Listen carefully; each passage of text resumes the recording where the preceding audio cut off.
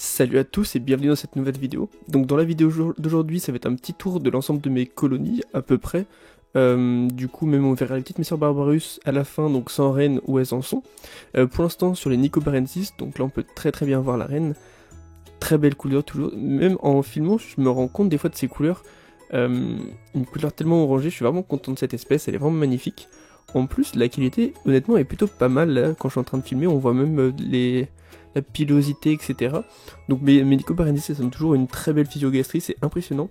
Je sais que certaines personnes ont des Nicobarensis, et même si elles se nourrissent, leur physiogastrie est pas ouf. Les miennes, je sais pas pourquoi, leur physiogastrie est juste impressionnante tout le temps. Je vous montrerai après la petite aire de chasse. Bah du coup en ce moment je les nourris pas mal. D'ailleurs c'est un peu dommage avec le confinement, parce que je cherchais à m'acquérir une nouvelle espèce. Parce que du coup avec ce confinement je les observe énormément, je m'en occupe énormément. D'ailleurs là on peut voir les larves, elles sont rouges parce que je leur donne de la jelly rouge. Donc voilà, en vrai j'étais en train de regarder pour trouver une nouvelle espèce. Une petite fondation, une colonie, je sais pas trop exactement, je cherchais des Camponotus pseudo-irritans. Ou même, je cherchais plusieurs espèces mais un petit peu intéressantes. Parce que du coup avec le confinement, ouais, je regarde énormément mes fourmis.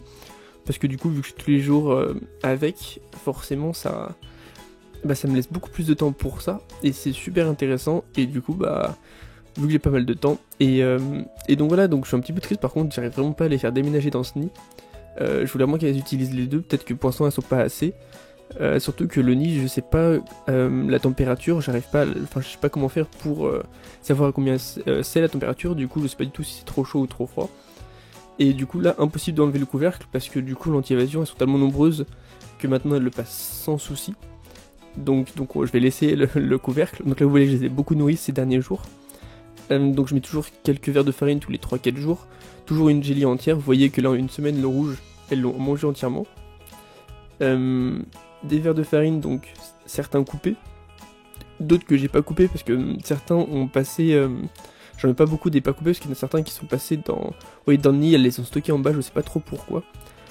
Les petites Crématogasters scutellaris, donc là on voit qu'il commence à y avoir des larves, donc toujours beaucoup d'œufs, donc des grosses larves qui vont bientôt devenir des nymphes, donc toujours beaucoup d'œufs, franchement il y en aura une centaine. Mais voilà, les Crématogasters scutellaris sont assez lentes au développement, faut le savoir. Mais si vous vous dites que là elles sont pas beaucoup, je vous montrerai après pourquoi, tout simplement parce qu'elles sont toutes dans l'aire de chasse. Même si je les nourris ce matin, 3-4 heures après elles sont encore dessus. C'est impressionnant, on dirait des fédoles limite. Dès que je mets une source de nourriture, elles sont toutes dessus jusqu'à recouvrir la source de nourriture. C'est impressionnant. Donc le nid plutôt sale. Je vous montrerai aussi les Crantatus, où elles en sont. Je vous dirai comment j'ai fait. Les Myrmicaria brunea, ça fera l'objet d'une autre vidéo parce que pour l'instant elle a toujours pas pondu. Et je sais pas trop pourquoi. Le coup m'a donné une technique que je vous parlerai après. Donc là on peut les voir, les Crématogasters, toutes sur donc les 2 verres de farine coupés que j'ai mis. Parce que pour l'instant je leur mets pas encore un verre de farine entier.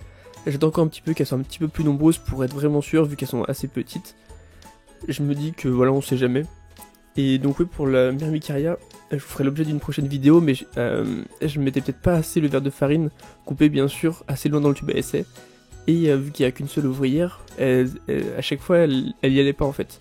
Donc je vais essayer de mettre plus loin le bout de verre de farine, vraiment collé à la reine, peut-être qu'elles iront. Donc là on voit les Crématogasters vraiment essayer de monter sur l'anti-évasion.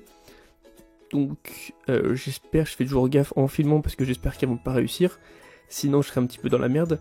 Mais voilà, donc pour l'instant aucune évasion au niveau des Crématogasters. Les petites Camponotus albosparsus, donc par contre elles je suis vraiment content de les avoir.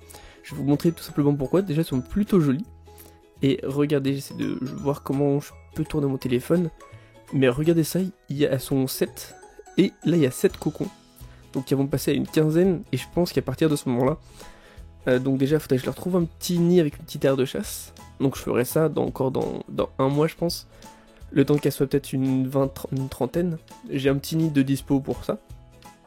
Et donc là, il n'y a pas beaucoup d'œufs encore. Je pense qu'elle va répondre dès que le cocon auront atteint le stade d'ouvrière. Mais du coup, vraiment, le développement, je pense qu'il va être très rapide pour celle-ci. Donc j'ai hâte de voir. Et les petites Camponotus barbaricus, donc 3 ouvrières. Et je crois 3 larves pour l'instant. 3 larves grosses et peut-être une petite larve. Du coup, donc toujours assez lentes les Barbaricus, surtout les 2 premières années, je crois que c'est ça, les 2 premières années sont assez lentes. Donc là on voit que la reine est sur les larves, par contre dès qu'il y a de la nourriture, elle se précipite dessus, donc ça c'est plutôt pas mal. Donc là les crêtes de castor, j'ai vu que j'ai touché un petit peu le truc, elles sont vraiment folles. Les Campnodus crantatus, donc j'ai eu beau mettre de la lumière sur le nid, elles ont pas voulu déménager. Du coup je sais pas comment je vais faire, je vais attendre que les larves... je sais pas comment je vais faire, peut-être... je vais voir, je suis en train de réfléchir, parce que du coup j'ai mis de la lumière à fond dessus, pendant une journée entière, et ça n'a rien fait. Elles ont pas du tout déménagé, alors que l'autre côté était couvert. Je sais pas trop quoi faire pour l'instant, donc là les petits verres de farine, comme on peut le voir d'ailleurs, n'hésitez pas à me dire, je sais pas du tout, les verres de farine qui se sont transformés en, je sais pas quoi, en une espèce de cocon là, je pourrais pas vous dire le nom. Est-ce que c'est assez nutritif ou pas, et est-ce qu'on peut leur donner, ou est-ce que leur l'échine, je crois que ça s'appelle, est trop dure, ou un truc comme ça, je sais pas du tout. Et voilà pour finir, donc les petites Messor Barbarus, donc sans la reine, on voit qu'il y a toujours une activité, une petite activité, donc pour l'instant je sais pas trop ce que je vais en faire, pour l'instant je continue à les observer, même sans reine, peut-être qu'il y aura la production de mâles, on sait jamais, donc je vous tiendrai au courant. Pour l'instant de toute façon j'ai pas d'autres Messor Barbarus, donc je vais les laisser dedans, et on verra tout ça. Donc voilà, j'espère que vous avez kiffé cette vidéo un petit peu plus longue que d'habitude.